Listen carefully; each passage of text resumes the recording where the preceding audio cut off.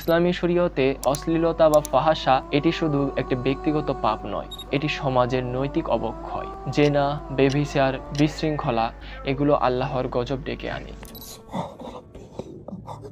এজন্যে ইসলামে এই সম্পর্কে কঠোর হুঁশিয়ারি দেওয়া হয়েছে। কুরআনে কারিমে আল্লাহ তাআলা বলেন, নিশ্চয়ই যারা মুমিনদের মাঝে অশ্লীলতা প্রচার কামনা করবে তাদের জন্য দুনিয়া ও আখিরাতে রয়েছে যন্ত্রণাদায়ক শাস্তি।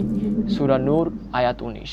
এই আয়াত থেকে আমরা বুঝতে পারি শুধু বেবিচার নয়, এর প্রচার এবং উৎসাহ দেওয়াও গুনাহের কাজ। রাসূলুল্লাহ সাল্লাল্লাহু আলাইহি সাল্লাম বলেন, অশ্লীলতা বা ফাহাশা যখন কোনো কওমে প্রকাশ পায় তখন তাদের মাঝে এমন সব রোগ ব্যাধি ছড়িয়ে পড়ে যা তাদের পূর্বপুরুষদের যুগে ছিল না।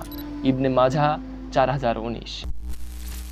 ভিত্তিহীন ব্যভিচারের অপবাদের ক্ষেত্রে ৮০ কোরাল মারতে হবে, শর্ত যদি ৪ জন সাক্ষী না আনতে পারে এবং দাবি মিথ্যা প্রমাণিত হয়। সূরা নূর আয়াত ৪। প্রকাশ্যে অশ্লীলতা ছড়ালে শরিয়া আইনে কঠোর শাস্তির ব্যবস্থা রয়েছে, তবে গোপনে এই পাপ হয়ে গেলে আল্লাহ তাআলার কাছে একনিষ্ঠভাবে তাওবা করতে হয়। আল্লাহ তাআলা আমাদের অশ্লীলতা ছড়ানো থেকে রক্ষা করুন এবং আমরা যেন সাদকাহে জারিয়া অর্জন করতে পারি, সাদকাহে গুনাহ নয়।